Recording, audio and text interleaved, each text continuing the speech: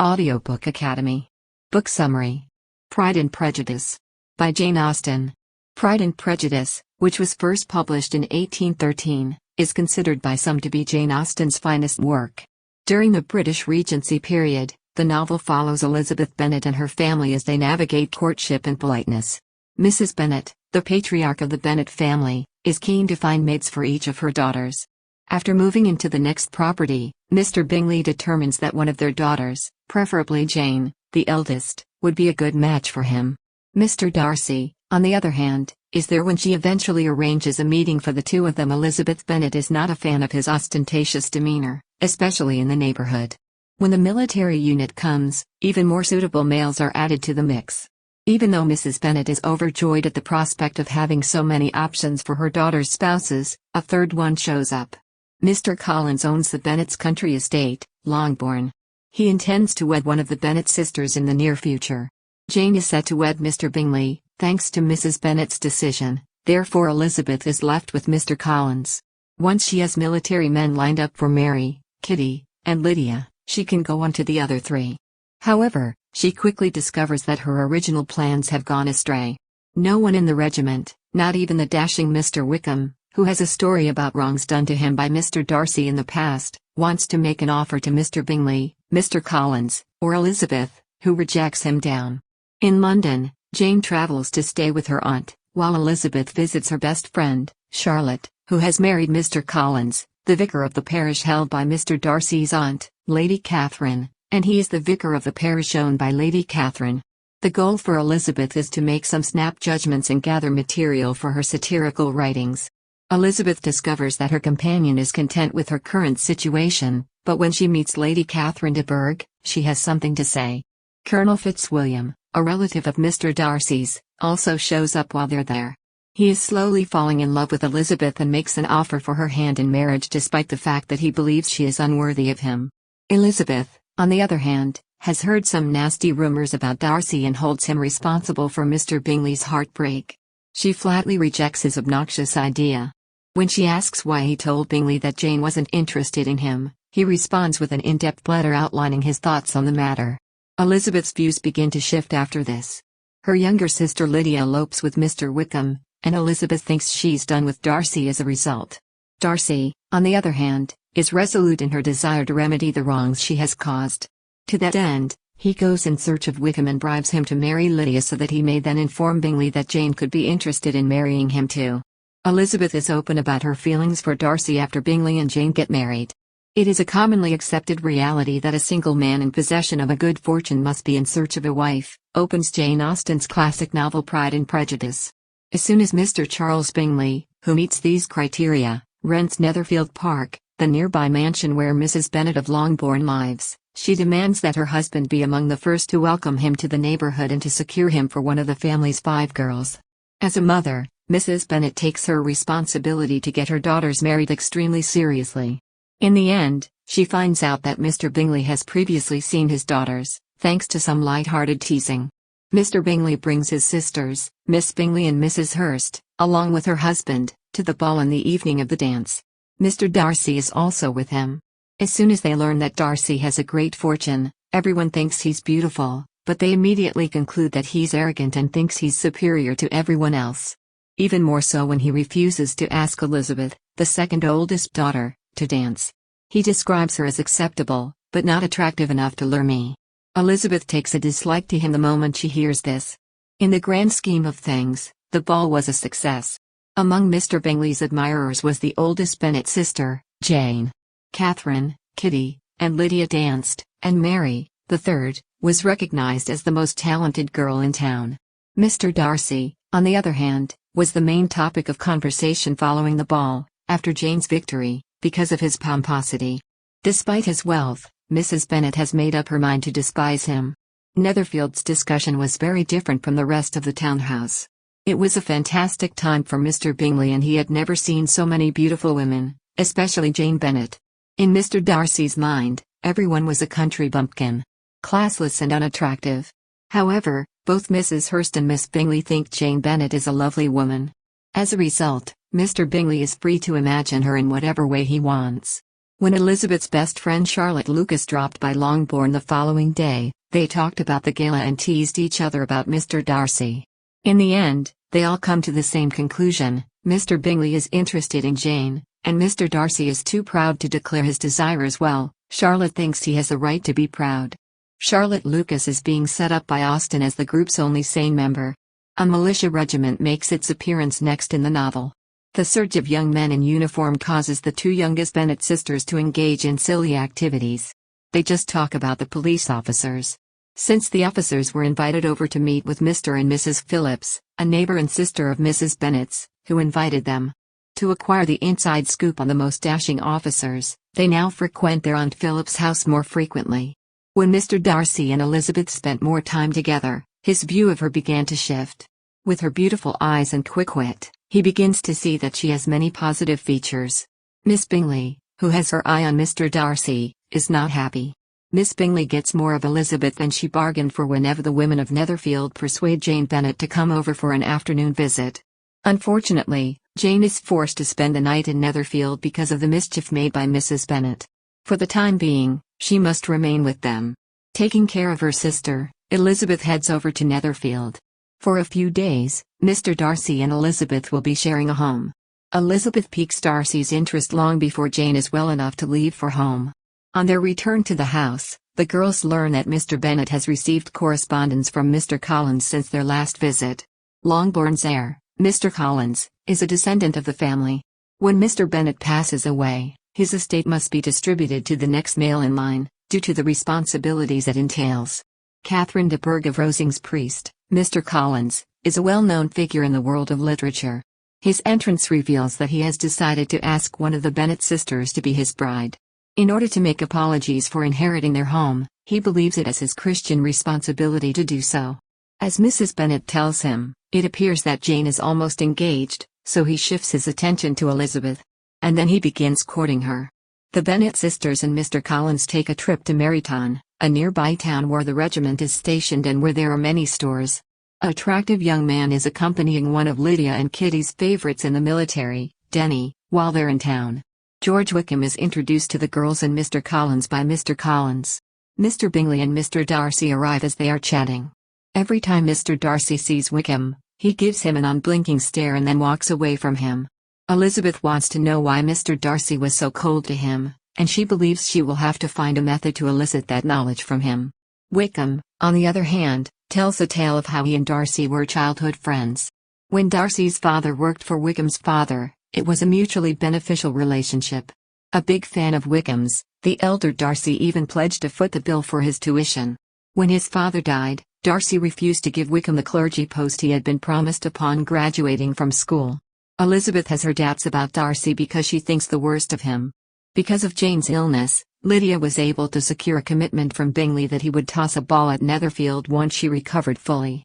When Darcy notices that everyone in the neighborhood has Bingley and Jane engaged, he can't help but laugh. It doesn't matter that Jane is a beautiful girl, for her family, save Elizabeth, is rude and her fortune is small. As a result, even if she were interested, which Darcy is persuaded she is not, she would be a poor match for Bingley. As a result, the Hursts, Miss Bingley, and Darcy all follow Bingley to London the day following the ball. Bingley has been convinced that Darcy's sister Georgina is the object of Bingley's attentions after Jane has convinced Mr. Bingley that the two of them should remain in London. Collins also chooses to propose to Elizabeth the day after the Netherfield ball, which takes place the night before. She has a sneaking suspicion that she is the one he has chosen and does everything she can to stop him. However, she now has to meet him head-on and get it done. Naturally, she declines his advances. In the aftermath of her daughter's death, Elizabeth's mother vows to never talk to her again. Elizabeth's father, on the other hand, lets her know that he supports her refusal to participate. Mr. Collins feels humiliated, but his dearest friend, Charlotte Lucas, offers him comfort. He asks Charlotte to marry him within a few days, and she accepts. Mrs. Jane receives a letter from Miss Bingley informing her that the entire Bingley family would be staying in London for a while and that they hope to meet up with Mr. Darcy's sister, Georgiana, whom they feel their brother is interested in. Jane is dejected, but stoic. Elizabeth believes that Mr. Bingley still has feelings for Jane and that he would ignore his sister's advice. As far as Mrs. Bennet is concerned, she has been snubbed by everyone. Mr. Gardner's family is always there to hear her moan about the ways in which she has been abused. Before she knows what's happened, the Lucases will have a daughter married off before she can say goodbye to Mr. Bingley and Elizabeth. In spite of their trade and proximity to his own warehouses, Mr. and Mrs. Gardner appear to be exceedingly well-bred and pleasant. They adore Elizabeth and Jane, who spend as much time as possible with them and are always willing to offer sound advice. Elizabeth's aunt, Aunt Gardner, always tells her to consider things through before making a decision. Is Bingley's commitment to Jane strong enough? The villain that is Mr. Darcy? Is it proper for Elizabeth to display such a preference for Mr. Wickham? Because she knows that Wickham will be interested in a bride with more money, Elizabeth assures her that she is showing some interest in Miss King, another girl with a larger dowry. Charlotte wants Elizabeth to visit her and Mr. Collins at Hunsford, where his vicarage resides, as her wedding approaches. In March, Charlotte's sister Maria and Sir William Lucas, their father, will pay a visit to the newlyweds. After receiving a few letters from Charlotte informing her of the joys of married life, Elizabeth decides to accept Charlotte's proposal. Elizabeth wonders how Charlotte, a sane girl, can live with Mr. Collins and wants to see Mr. Darcy's aunt, Lady Catherine de Bourgh. Miss de Bourgh, whom Mr. Wickham has told her is destined to marry Mr. Darcy, is also hoping to visit her. Jane, meanwhile, is in London for a visit with the Gardiners. She longs to meet the Bingleys, but her encounter with Miss Bingley, when it occurs, is less than pleasant. Her brother, Bingley, is clearly being kept away from Jane by Miss Bingley. She informs Jane that her brother is aware of her London sojourn and will not be seeing her. Jane writes to Elizabeth from London to inform her of the events. Of course, Elizabeth is enraged with the Bingleys, and she is well aware that Jane is grieving silently in the background. After a lull in activity, March finally arrives. Elizabeth, Maria Lucas, and her father are on their way to Hunsford to visit Mr. and Mrs. Collins. She discovers that her friend is happily married and has a happy family. The de Bourghs' visits are the only source of excitement in the vicar's life. In her boredom, Lady Catherine asks the Collins to bring their guests over for supper and invite them to join her in the kitchen. Lady Catherine annoys Elizabeth because she is arrogant and overbearing. She thinks her daughter looks ill and is underweight. She thinks that Mr. Darcy would be a good match for both of them. He leaves Maria and Elizabeth with Charlotte for a longer visit when Sir William, who is in awe of Lady Catherine, believes that his daughter is doing fine with her new spouse. With Lady Catherine's nephews, Mr. Darcy and Colonel Fitzwilliam, on the way, they hear that she is expecting them. That Mr. and Mrs. Collins and their guests are already familiar with Mr. Darcy does not delight her in the slightest. To keep her visitors entertained, Lady Catherine has invited them to join her for supper. Elizabeth immediately falls in love with Colonel Fitzwilliam. It's only natural that he gently informs her one afternoon that he is the second son and must therefore choose a suitable wife. Even though he's quite polite, Elizabeth isn't madly in love with him. She had no idea that Mr. Darcy was developing deeper feelings for her when she was around him. His proposal for her hand in marriage comes at the worst possible time. After learning from the Colonel about Mr. Darcy's good deed to his friend Mr. Bingley by directing him away from a disastrous match with Jane, Elizabeth is shocked to learn the truth about her brother and relationship laws with Jane. Mr. Darcy tells Elizabeth that he tried to fight his affections because of her inferiority when he asks her. Elizabeth's enraged, to say the least. He wants to know why she says no to him. She tells him all he needs to know in great detail. Ungentlemanly in his manner of asking, he was involved in breaking her sister's heart, making Mr. Bingley appear a cad, and in his attitude of Mr. Wickham, he was harsh and unprofessional. Mr. Darcy bursts through the front door. When he runs into her the following day, he hands her a letter in which he explains everything. Then he walks away. It apologizes for coming across as ungracious, but also cites examples of her family's bad behavior. In his next letter, he says that after careful consideration, he concluded that Miss Bennet did not harbor love sentiments for Bingley, and so advised him to go on. Finally, Mr. Darcy revealed the truth about his connections with Mr. Wickham. Mr. Wickham requested that Mr. Darcy give him his inheritance in cash rather than a clergyman's salary. The church wasn't the right place for Wickham, so Mr. Darcy agreed. Wickham rapidly depleted the funds before returning to get more or accept his lot in life. As a result, Darcy rejected him both ways. Darcy's younger sister, Georgiana, was found by Mr. Wickham, who brought his rage with him in search of her. She was just 14 at the time. Despite Wickham's efforts to court her, Georgiana refused to keep their relationship a secret from her father. Darcy was adamant that the answer was no.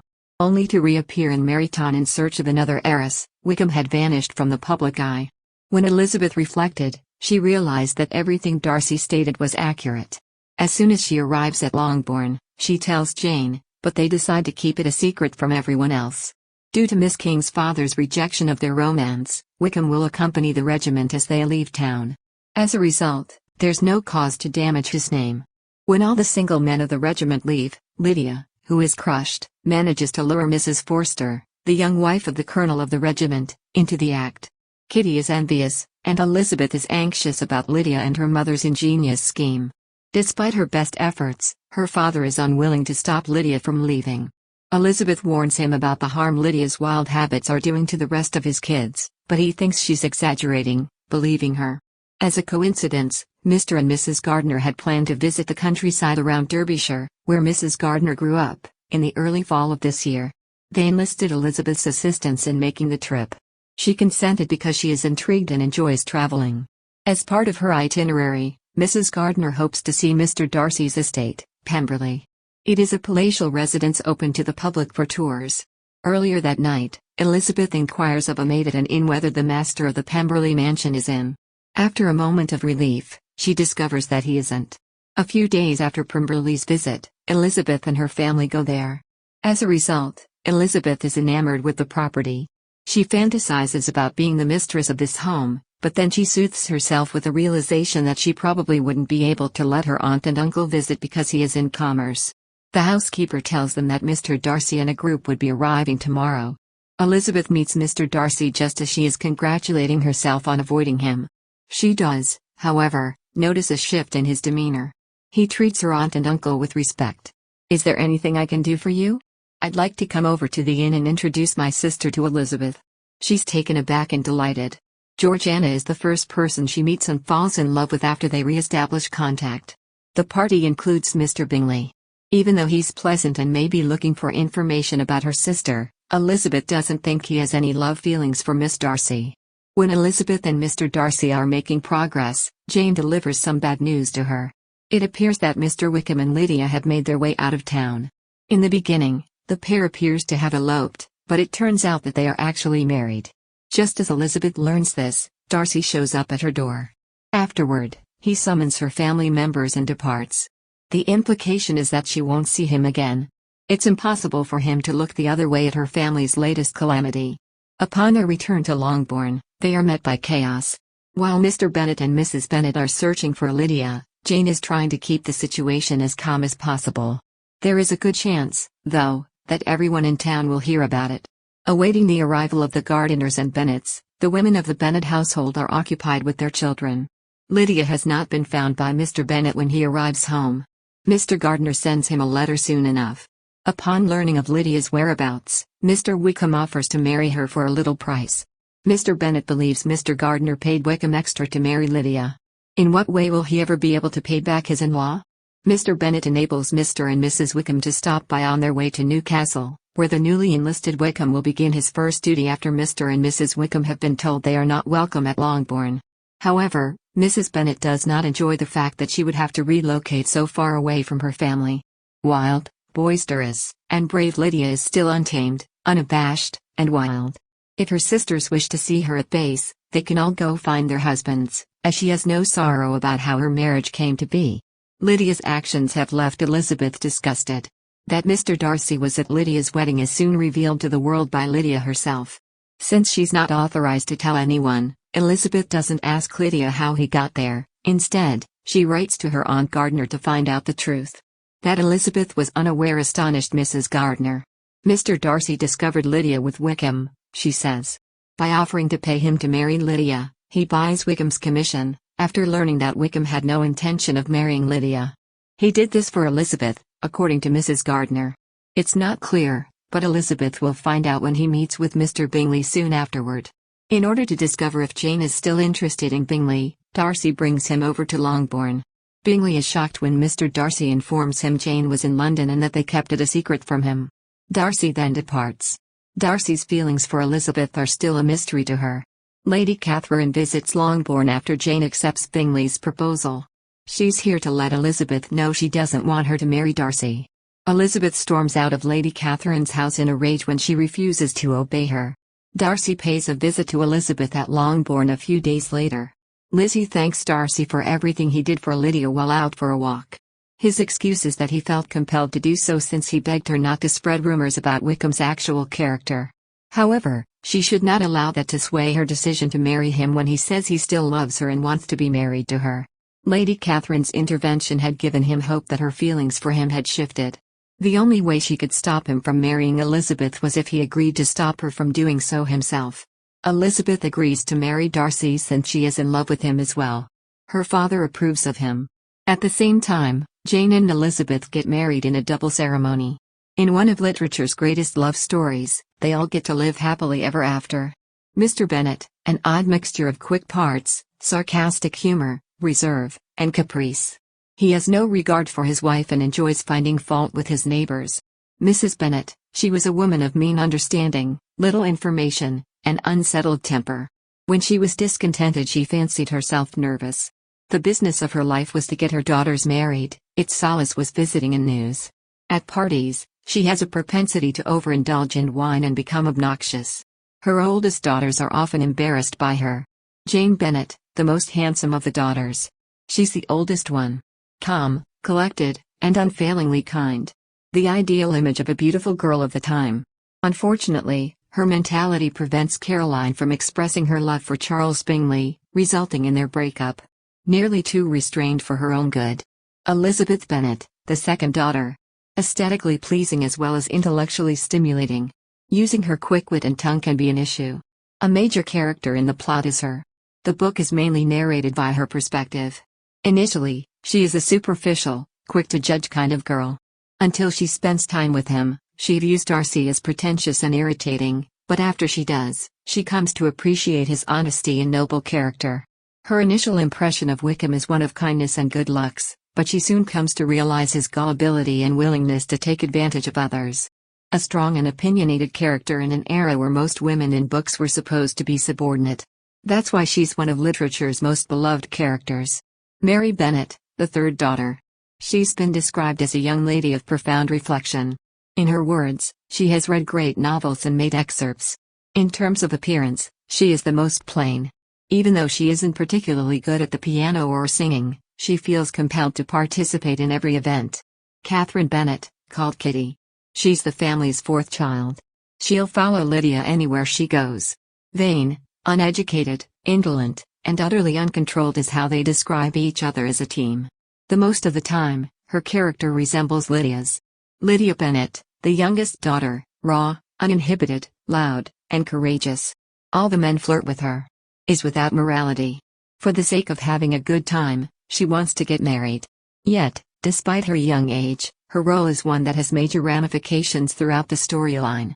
It would have been unthinkable for her to depart with Wickham without being married in the time period, which would have ruined her sister's marriage prospects. The Lucas family. Sir William Lucas and Lady Lucas, to him, it's a thrill to be the big fish in the pond and to be the most important person in the room. Charlotte Lucas, plain 27-year-old woman. She's Elizabeth's dearest friend and a very sane person. Elizabeth is shocked when she marries the odious Mr. Collins. Elizabeth had assumed that Charlotte would share her views on marriage, but she had no idea that Charlotte was several years her senior and so unable to say no to a marriage proposal. She realized that marriage was her greatest option for the future and that Mr. Collins was a better spouse than most women could handle. The Bingley family. Charles Bingley, the new tenant of Netherfield. Good-looking and gentlemanly describes him perfectly.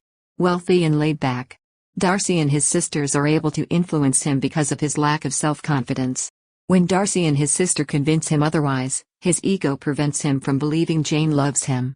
Jane has a great deal of sadness as a result of this. Caroline Bingley, Charles' unmarried sister. She will marry Mr. Darcy if she has her way. Marytown residents, especially the Bennet sisters, see her as an accomplished individual. Mr. and Mrs. Hurst, he is sluggish and conceited. He enjoys card games. She's narcissistic and oblivious. The married sister of Charles. The Darcys. Fitzwilliam Darcy, the hero of the story. His looks and wealth don't hide the fact that he is proud to be above his company, and above being pleased. The more he falls in love with Elizabeth, the less haughty and class-conscious he appears to become. His character is one of literature's most lovable protagonists. One who loves with all of his heart and soul, the powerful and silent type. It doesn't matter how many times Elizabeth rejects him, he never quits up on her. By saving her family, he goes against his aunt's aspirations for love. Giving up a great deal of his self-importance, he works to improve his social standing in order to earn Elizabeth's affections. Georgiana Darcy, little Fitzwilliam's sister. She's just 16 years old, yet she's already tall and slender. In the book, her near elopement with Wickham was a source of much pain. The de Bourghs. Lady Catherine de Bourgh, a tall, large woman, with strongly marked features which might have been handsome. She's overbearing and conceited. She insists on being correct all the time and expects to be listened to. She has total command over everyone and everything around her. Anne de Bourgh, sickly and quiet. Uninteresting. The only child of Lady Catherine of Aragon and the Duke of Westminster. Lord Darcy's mother, Lady Catherine, wants her to wed him one day. Mr. Collins, the heir to Longbourn. A submissive clergyman. He's arrogant and grating. His patroness is Lady Catherine de Bourgh, even though he doesn't have any rank of his own. Mr. George Wickham, the villain of the piece. He has a really gentlemanlike appearance as an attractive member of the militia. He has a crush on every single female in Meryton. As it turns out, he is a conman. To him, getting rich is as simple as finding a wealthy woman. Thank you for listening in Audiobook Academy. Don't forget to subscribe and smash that like button for more content like this. See you in next video.